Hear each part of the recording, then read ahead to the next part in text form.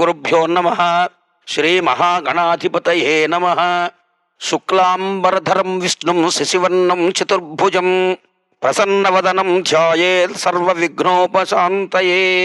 ఓం నమో గోభ్యః శ్రీమతీభ్యః సౌరాభేయీభ్య ఏవ చ.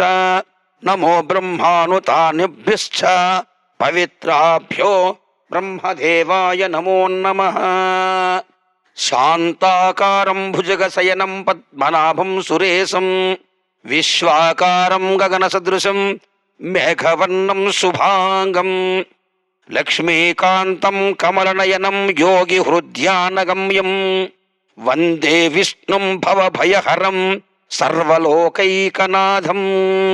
వందే శంభువుమాపతిం సురగురుం వందే జగత్కారణం వందే పన్నగభూషణం మృగధరం వందే పశూనాం పతిం వందే సూర్యశశాంకవహ్నినయనం వందే ముకుంద ప్రియం వందే భక్తజనాశ్రయం చ వరదం వందే శివం శంకరం.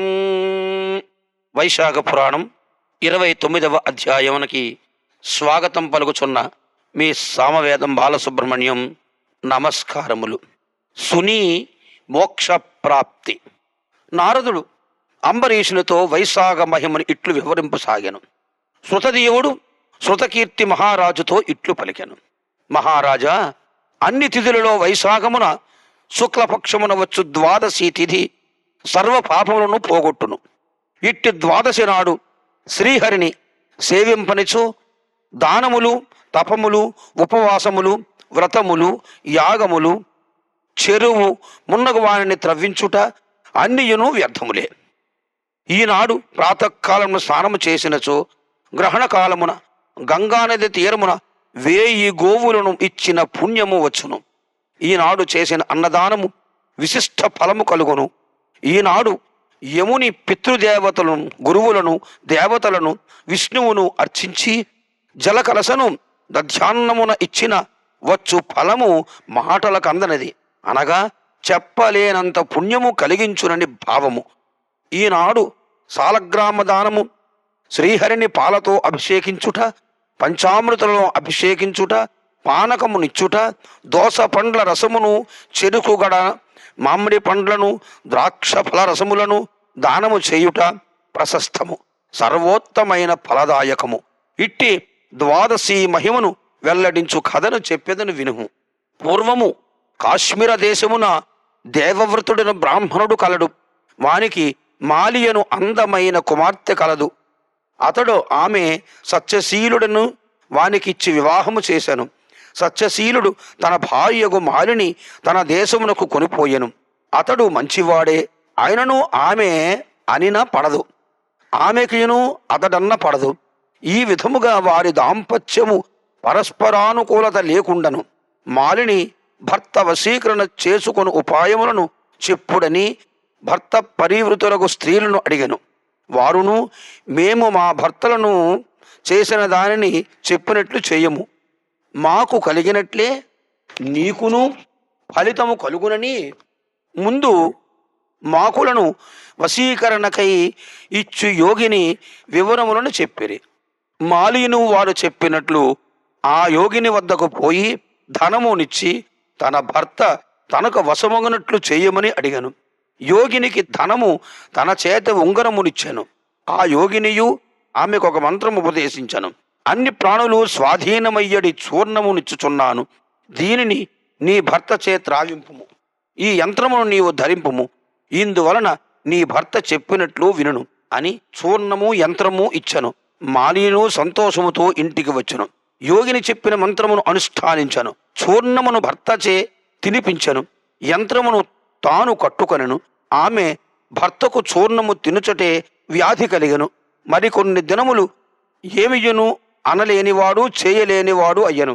దురాచారాలను అగు ఆమె భర్త మరణించినచో తాను అలంకారములు విడవలసి వచ్చునని బాధపడెను. మరల యోగిని వద్దకు పోయెను. ఆమె ఇచ్చిన దానిని భర్తచే తినిపించెను. వాని ఆరోగ్యము బాగుపడెను. కానీ ఆమె స్వేచ్ఛగా విహరించు విటులతో కాలక్షేపము చేయుటచే ఆమెకు వ్యాధులు కలిగి పలు బాధలు పడి తుదకు మరణించను. యమలోకమును చేరి పెక్కు చిత్ర విచిత్రములు హింసను అనుభవించను. పలుమార్లు కుక్కగా జన్మించను. కుక్క రూపము యున్నను ఆమెకు వ్యాధులు తప్పలేదు. సౌరాష్ట్ర దేశమున పద్మబంధువుడను బ్రాహ్మణుని ఇంట పనిచేయు దాసి గృహమందు కుక్కగా ఉండెను. ఇట్లు 30 సంవత్సరములు గడిచినవి. ఒకప్పుడు వైశాఖమున ద్వాదశి నాడు పద్మబంధువు కుమారుడు నదీ స్నానము చేసి తులసి అరుగు వద్దకు వచ్చి పాదములను కడుగుకొనను. సూర్యోదయమున ముందే వచ్చిన దాసితో పాటు వచ్చిన కుక్క తులసి అరుగు కింద పడుకుని ఉన్నది. బ్రాహ్మణుడు పాదములు కడుగుకొన్న నీరు అరుగుపై నుండి జారి కిందకు పడుకున్న కుక్కపై పడెను.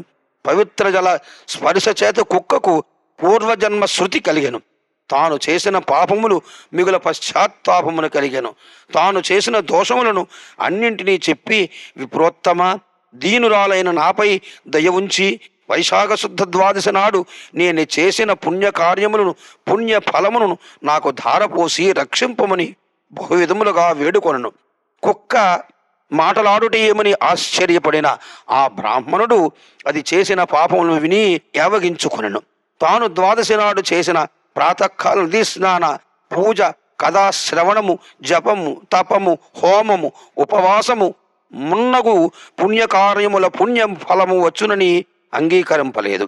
కుక్క రూపమును ఉన్న మాలిని మరల పెక్కు విధములుగా దీనురాలే ప్రార్థించను. బ్రాహ్మణుడు అంగీకరింపలేదు. అప్పుడు ఆ కుక్క మిగిలి దీనముగా, దయాశాలి పద్మబంధు, నన్ను దయచూడుము. గృహస్థు నన్ను పోషింపదగిన వారిని రక్షించడం ధర్మము. నీచులు, కాకులు, కుక్కలు అయి ఇంటిలోని బలులను ఉచ్చిష్టముగా తినుట చేత వానికి పోష్యములై రక్షింపదగి ఉన్నవి. కావున నేను నీకు పోష్యురాలను, రక్షింపదగిన దానను. జగత్కర్తయగు యజమానియగు విష్ణువునకు మనము పోష్యులము, రక్షింపదగిన వారమిట్లుగానే నేను నీచే రక్షింపబడుదానను అని బహువిధములుగా ప్రార్థించను. పద్మబంధువు దాని మాటలు విని వెలుపలకు వచ్చి ఏమని పుత్రుని అడిగాను. పుత్రుడు చెప్పిన వృత్తాంతమును కుక్క మాటలు విని ఆశ్చర్యపడెను. పుత్రుని చూసి, నాయనా, నీవిట్లు పలుకరాదు. సజ్జనులు ఇట్లు మాటలాడరు. పాపాత్ములు తమ సౌఖ్యముల కొరకై పాపములు చేసి అవమానితులగుచున్నారు. సజ్జనులు పరోపకారముల కొరకై పాటులాడుచుందురు. చంద్రుడు, సూర్యుడు, వాయువు, భూమి, అగ్ని, నీరు, చందనము, వృక్షములు సజ్జనులు పరోపకారమునకై మాత్రమే ఉన్నారు. వారు చేయుచున్న పనులన్నీయూ పరోపకారములే. వారి కొరకై ఏమీయూ ఉండదు. గమనించితివా? రాక్షస సంహారమునకై దధీచి దేవతలకు దయతో తన వెన్నుముకను దానము చేశాను. పావురమును రక్షించుటకై శిబి చక్రవర్తి ఆకలిగల డేగకు తన మాంసమునిచ్చెను. జీమూత వాహనుడు రాజు సర్పరక్షణకై తనను గరుడనకు అప్పగించుకొనెను. కావున భూసురుడు భూమిపై ఉన్న దేవత. బ్రాహ్మణుడు దయావంతుడై ఉండవలయును. మనస్సు పరిశుద్ధముగా ఉన్నప్పుడు దైవము వర్షించును. మనస్సు శుద్ధి లేనిచో దైవము వర్షింపదు. చంద్రుడు ఉత్తమాది భేదములు లేకుండా వెన్నెల తనంతట తాను ప్రసరింపజేయుచున్నాడు. కావున నేను దీనురాలనై అడుగుచున్న ఈ కుక్కను నా పుణ్య కార్యముల ఫలములనిచ్చి ఉద్ధరింతుము అని పలికెను. అట్లు పలికి ద్వాదశి నాడు తాను చేసిన పుణ్య కార్యముల ఫలము కుక్కకు ధారపోసి, నీవు పాపము లేని దానవై శ్రీహరి లోకమున పొమ్మని పలికెను. అట్లితుడు పలుకుచుండగా ఆ కుక్క రూపమును విడిచి దివ్యాభరణ భూషితురాలై సుందరిగా నిలిచెను. బ్రాహ్మణులకు నమస్కరించి కృతజ్ఞతను తెలిపి తన కాంతులతో దిక్కులను ప్రకాశింపజేయుచు దివ్య విమానము నెక్కిపోయెను. స్వర్గమున పిక్కు భోగములను అనుభవించి భూలోకమున నరనారాయణ స్వరూపుడకు దైవము నుండి పుట్టి ఊర్వశిగా ప్రసిద్ధి నొందెను. యోగులు మాత్రమే పొందునట్టి అగ్నివలి ప్రకాశించునట్టి సర్వోత్తమముకు ఎట్టి వారికైనా మోహమును కలిగించునట్టి పరమార్థ స్వరూపముకు సౌందర్యమునందెను. త్రిలోక సుందరిగా ప్రసిద్ధి చెందెను. పద్మబంధువు ఆ ద్వాదశి తిథిని పుణ్యవ్రతములను వృద్ధి చెందించును. విష్ణు ప్రీతికరమైన పుణ్యతిథిగా లోకములో ప్రసిద్ధి నొందెను.